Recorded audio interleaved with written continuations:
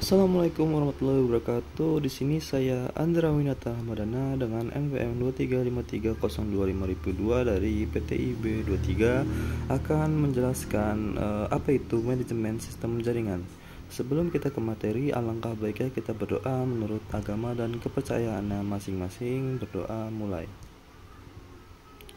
Berdoa selesai. Baik, pada hari ini saya akan menjelaskan materi tentang manajemen sistem jaringan. Yang pertama, kita harus mengetahui dulu apa itu manajemen sistem jaringan. Manajemen sistem jaringan adalah disiplin ilmu yang berfokus pada pengawasan, pengendalian, dan pengelolaan semua komponen jaringan. Tujuan utama dari manajemen jaringan adalah untuk menjaga agar sistem jaringan bekerja dengan efisien, aman, dan dapat diandalkan sehingga dapat memenuhi kebutuhan pengguna dan organisasi. Lalu ada cakupan manajemen sistem jaringan, ada 3 cakupan yang harus kita ketahui. Yang pertama adalah pemantauan, memastikan semua elemen jaringan berfungsi sesuai kapasitas dan terhindar dari masalah. Yang kedua adalah pengelolaan, mengkonfigurasi jaringan agar sesuai dengan kebutuhan. Yang ketiga ada pemeliharaan, memperbaiki masalah yang muncul dalam melakukan upgrade berkala untuk menjaga kinerja sistem. Lalu ada konsep dasar pada manajemen jaringan. Yang pertama adalah topologi jaringan, desain dan pengetahuan fisik serta logis dari perangkat yang terhubung, misalnya topologi bus, star, ring, dan mesh. Yang kedua ada protokol jaringan, aturan dan standar komunikasi antar perangkat jaringan seperti TCP atau IP, ada UDP, ada SNMP, dan ICMP. Yang ketiga ada ketersediaan jaringan, mengukur seberapa lama jaringan beroperasi tanpa gangguan. Konsep uptime dan downtime sering digunakan untuk mengevaluasi ketersediaan jaringan. Yang keempat adalah kinerja jaringan, melibatkan beberapa parameter penting seperti throughput, jumlah data yang dapat ditransfer, latensi, waktu yang dibutuhkan paket data untuk sampai, jitter, variabilitas waktu pengiriman paket, dan paket loss, kehilangan paket data. Lalu ada fungsi dari sistem manajemen jaringan. Yang pertama adalah fault management atau manajemen gangguan, bertujuan untuk mendeteksi, mengidentifikasi, dan memperbaiki masalah dalam jaringan. Alat seperti Syslog, SNMP traps, dan log management system digunakan untuk mengidentifikasi dan mencatat kesalahan yang terjadi. Tujuan utama dari manajemen gangguan adalah untuk meminimalkan downtime dan memulihkan operasi segera mungkin. Yang kedua ada configuration management atau manajemen konfigurasi, mengolah konfigurasi perangkat jaringan seperti switch, router, firewall, dan server. Fungsi ini melibatkan pelacakan dan pemeliharaan dari semua konfigurasi jaringan dan mendokumentasikan perubahan yang terjadi. Dengan adanya version control, konfigurasi lama bisa dipulihkan jika terjadi kegagalan pada konfigurasi baru. Yang ketiga ada accounting management atau manajemen akuntansi, memantau penggunaan jaringan oleh pengguna atau perangkat untuk mengukur dan menghitung konsumsi sumber daya. Data ini penting untuk alokasi biaya atau chargeback di perusahaan atau untuk pemahaman tentang bagaimana kapasitas jaringan digunakan oleh departemen atau pengguna. Alat manajemen akuntansi seperti NetFlow dan Radius biasa digunakan untuk menangkap data pengguna jaringan. Yang keempat ada performance management atau manajemen kinerja, memantau penggunaan jaringan oleh pengguna atau perangkat untuk mengukur dan menghitung konsumsi sumber daya. Data ini penting untuk alokasi biaya atau chargeback di perusahaan atau untuk pemahaman tentang bagaimana kapasitas jaringan digunakan oleh departemen atau pengguna. Alat manajemen akuntansi seperti NetFlow, Radius biasa digunakan menangkap data pengguna jaringan juga. Yang kelima ada security management atau manajemen keamanan, melibatkan pengelolaan akses, penerapan kebijakan keamanan, pemantauan aktivitas jaringan untuk mendeteksi dan mencegah ancaman. Proses ini mencakup penggunaan firewall, IDS atau IPS, enkripsi serta autentikasi dan otoritas pengguna. Log analysis, network access control atau NIC, dan VPN digunakan untuk menjaga keamanan jaringan. Lalu ada elemen dan komponen pada manajemen jaringan. Yang pertama ada perangkat jaringan, router, switch, firewall, load balancer, access point, dan modem. Semua perangkat ini bertanggung jawab untuk menghubungkan perangkat di jaringan, meneruskan data, serta mengamankan lalu lintas.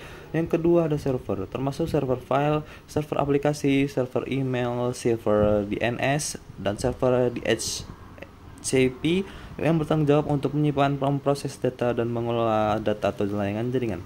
Yang ketiga ada protokol layanan jaringan, DHCP atau DNS, NTP Network Time Protocol, SNMP, VPN, dan layanan directory seperti LDAP, Lightweight Directory Access Protocol yang berperan dalam identifikasi dan autentikasi pengguna.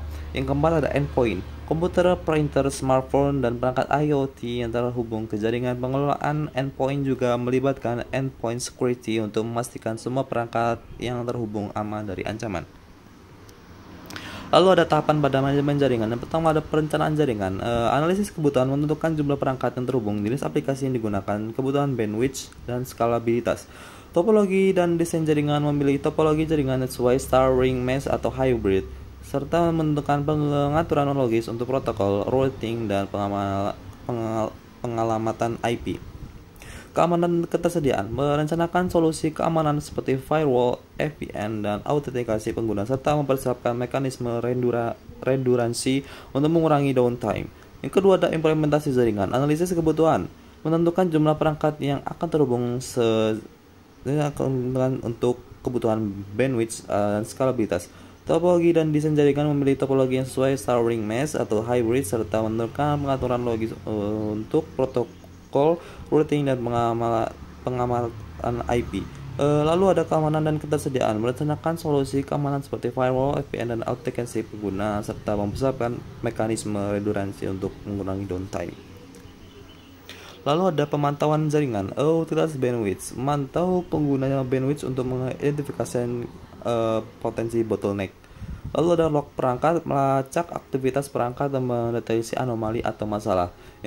Lalu ada penggunaan CPU dan memori, memantau kinerja perangkat jaringan seperti router dan switch untuk menghindari overload.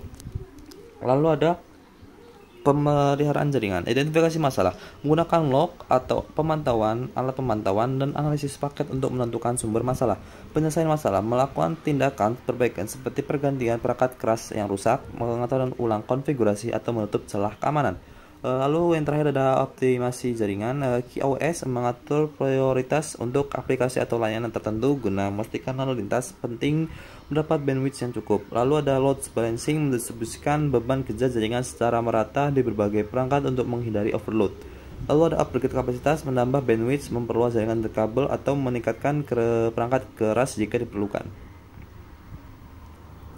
Alat atau tools dalam manajemen jaringan, Negios, perangkat lunak open source untuk memantau kinerja jaringan dan mendeteksi masalah. Lalu ada SolarWinds Network Performance Monitor, alat komersial yang menawarkan kemampuan monitoring jaringan yang sangat canggih, termasuk pemantauan bandwidth dan ketersediaan perangkat. Lalu ada Wireshark, alat analisis paket yang sangat populer untuk troubleshooting dan debugging. Cisco Network Assistant, alat dari Cisco yang mempermudah pengelolaan dan pemantauan jaringan berbasis perangkat Cisco. PRTG Network Monitor, perangkat lunak yang menyediakan pengawasan infrastruktur jaringan, termasuk pemantauan bandwidth, perangkat keras, dan kinerja server. Lalu ada cara dalam mengamankan jaringan. Yang pertama ada firewall, alat untuk mengontrol lalu lintas yang keluar masuk jaringan dengan menggunakan aturan tertentu. Lalu ada IDS atau IPS, ada intrusion detection atau prevention system. IDS bertugas mendeteksi aktivitas mencurigakan, sementara IPS secara proaktif mencegah serangan dengan cara memblokir atau mengkarantina lalu lintas. Lalu yang ada VPN, Virtual Private Network, mengamankan koneksi internet pengguna yang terhubung dari luar jaringan internal perusahaan. Lalu ada enkripsi data, menggunakan teknik enkripsi untuk melindungi data sensitif selama transmisi, misalnya SSL atau TLS atau IPsec. Lalu yang terakhir adalah autentikasi multifaktor atau MFA, menggunakan lebih dari satu metode aplikasi untuk mengakses jaringan seperti mengkombinasikan antara password dan kode OTP atau one time password. Lalu kesimpulan yang dapat dari manajemen jaringan adalah manajemen jaringan ini yang efektif memerlukan pemahaman mendalam tentang topologi, protokol, perangkat keras, perangkat lunak, serta metode keamanan. Dengan mengikuti prinsip-prinsip manajemen jaringan dan menggunakan alat monitoring yang sesuai, tim IT dapat memastikan jaringan berfungsi secara optimal, aman, dan selalu tersedia untuk memenuhi kebutuhan organisasi. Terima kasih telah menyimak. Setelah kita mengawali dengan doa, alangkah baiknya kita mengakhiri dengan doa pula. Untuk perkan kali ini kita selesaikan sampai sini. Berdoa menurut agama dan kepercayaan masing-masing. Berdoa mulai. Berdoa selesai. Terima kasih, saya akan tutup. Saya akhiri. Selamat untuk kalian semua. Semoga materi ini dapat berguna untuk kalian dan terima kasih.